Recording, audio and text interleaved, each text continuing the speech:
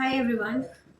So apparently today is officially celebrated as Nothing to Fear Day. And honestly, I think the universe knew we all needed this reminder because let's be real, most of us are scared of something. Some people are scared of failure. Some are scared of rejection. Some are scared of being judged. Some are scared of losing people. And some are scared of trying at all. And then there are modern fears, replying to emails, checking bank accounts, posting videos online, calling customer support, or accidentally sending a message to the wrong person. These are the modern fear. And I think fear has become such a normal part of life that sometimes we don't even notice how much it quietly controls us. And that famous line by Franklin D. Roosevelt, the only thing we have to fear is fear itself, actually makes us so much sense emotionally. Because sometimes the fear becomes bigger than the actual problem. I mean, imagine the worst case scenarios before anything has ever happened. We are getting scared. Before replying the email, we are just saying, oh no, we can't send the email because we are getting scared. And honestly, the human brain deserves an award for dramatic storytelling. If I'll do this, if I'll do that.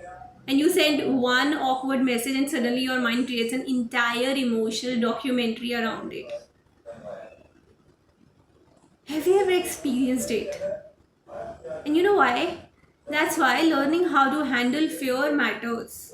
Not by pretending to be fearless, but by understanding fear calmly.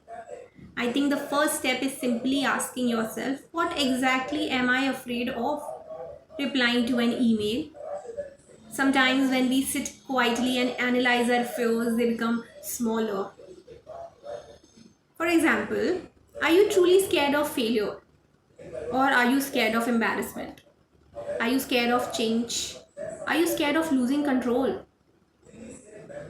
If I combine all these things in storytelling, I would like to say that this is a complete documentary on overcoming the modern fear.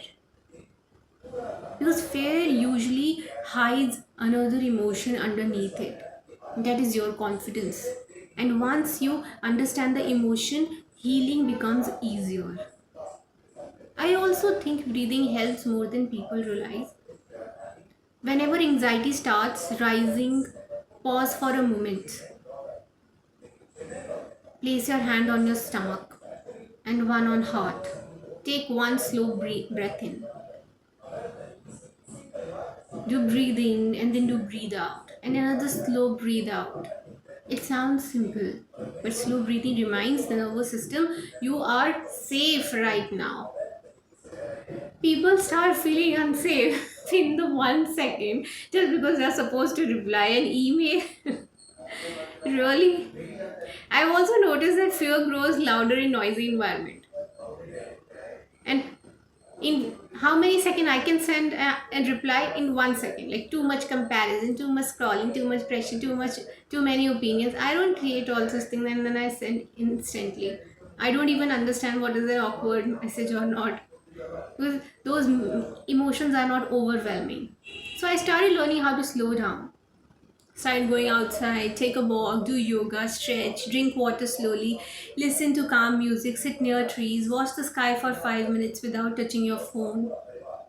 That can really help in calming your body first.